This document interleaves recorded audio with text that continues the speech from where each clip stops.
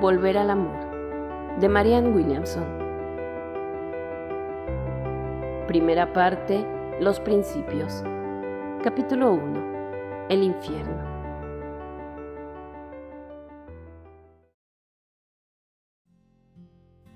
El infierno no tiene cabida en un mundo cuya hermosura puede todavía llegar a ser tan deslumbrante y abarcadora que solo un paso la separa del cielo.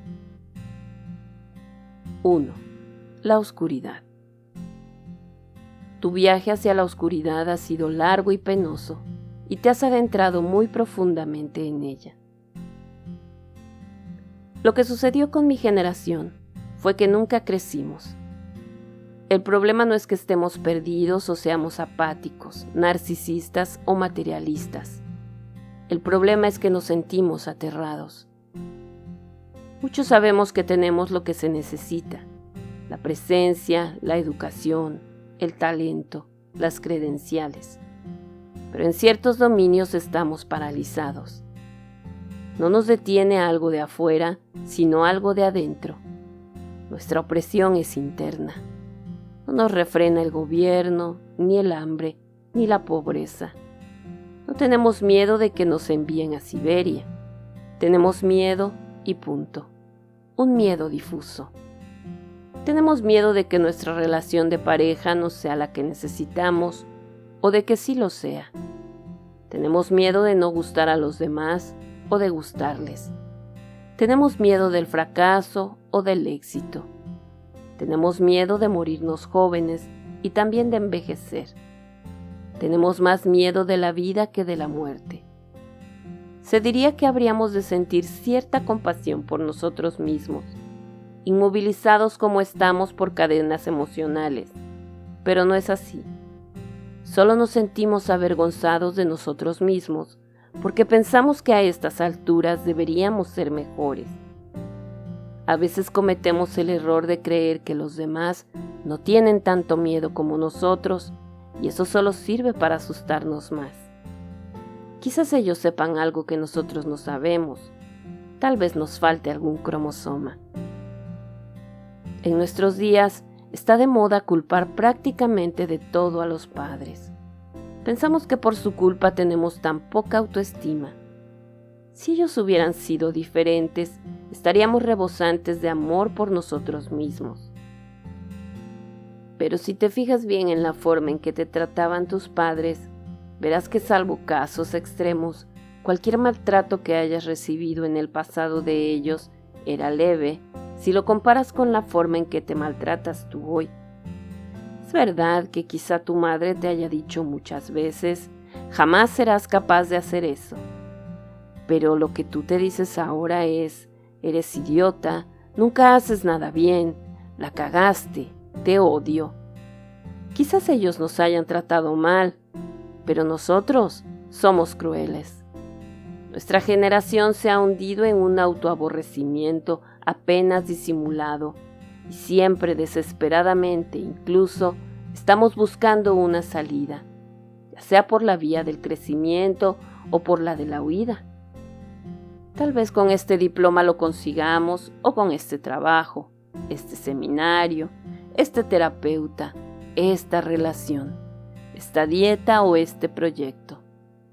Pero con demasiada frecuencia la medicina no llega a curarnos y las cadenas se hacen cada vez más gruesas y estrechas.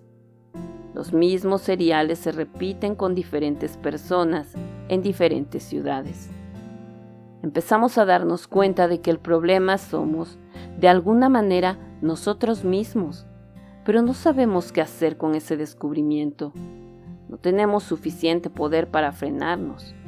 Todo lo saboteamos, todo lo abortamos, nuestra carrera, nuestras relaciones, hasta nuestros hijos.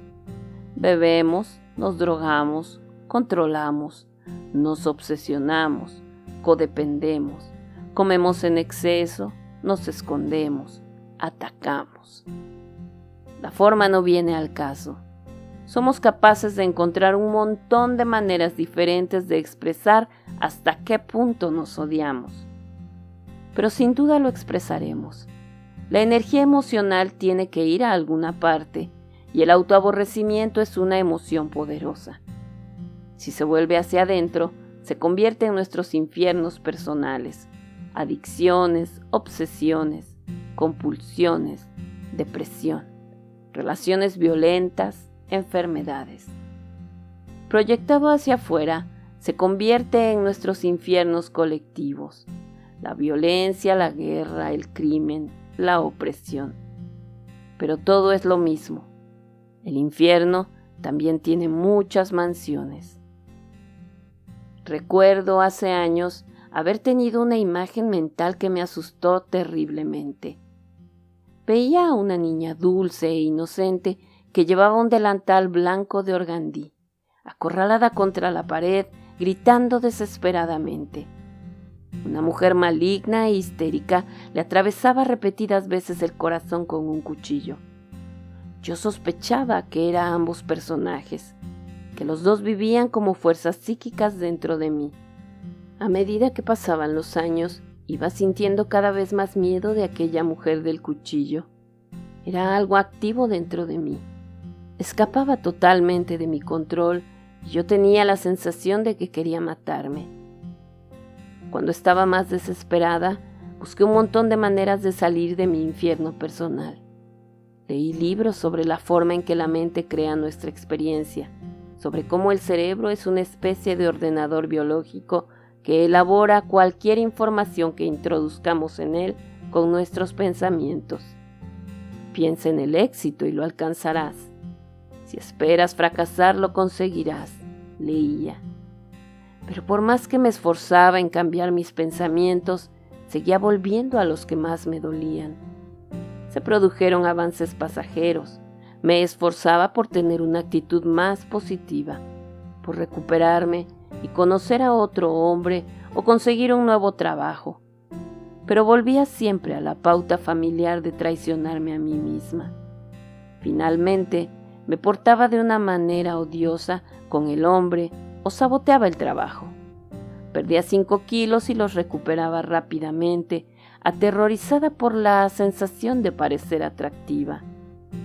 Lo único que me asustaba más que no llamar la atención de los hombres era provocarla en exceso. El surco del sabotaje era profundo y su funcionamiento automático. Es cierto que podía cambiar mis pensamientos, pero no de forma permanente. Y no hay más que una variante de desesperación peor que cielos, metí la pata, y es cielos, la volví a meter. Mis pensamientos dolorosos eran mis demonios, y los demonios son insidiosos. Por mediación de diversas técnicas terapéuticas, llegué a estar muy al tanto de mis propias neurosis, pero eso no necesariamente las exorcizaba. La basura no se iba, simplemente se refinaba. A veces le explicaba a alguien cuáles eran mis puntos débiles, y usaba un lenguaje tan consciente que sin duda esa persona debía pensar que evidentemente yo me conocía muy bien y que jamás volvería a hacer aquello. Pero sí que lo hacía. Reconocer mis debilidades no era más que una manera de desviar la atención, y entonces perdía los estribos y me comportaba de una manera atroz y escandalosa, con tal rapidez y naturalidad que nadie, y yo menos que nadie, podía hacer nada para detenerme antes de haber arruinado por completo una situación. Decía exactamente las palabras que harían que mi pareja me abandonara, o me diera una bofetada, o las precisas para que me despidieran del trabajo, o algo peor. En aquel entonces, jamás se me ocurrió pedir un milagro. Aunque, en realidad, no habría sabido que era un milagro, ya que los ponía en la categoría de la basura pseudomística religiosa.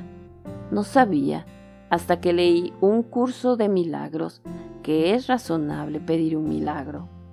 No sabía que no es más que un cambio en la manera de percibir.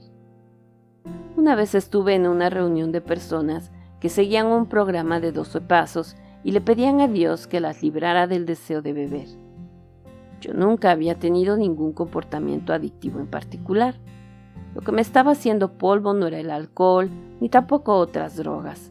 era mi personalidad en general, esa mujer histérica que llevaba dentro.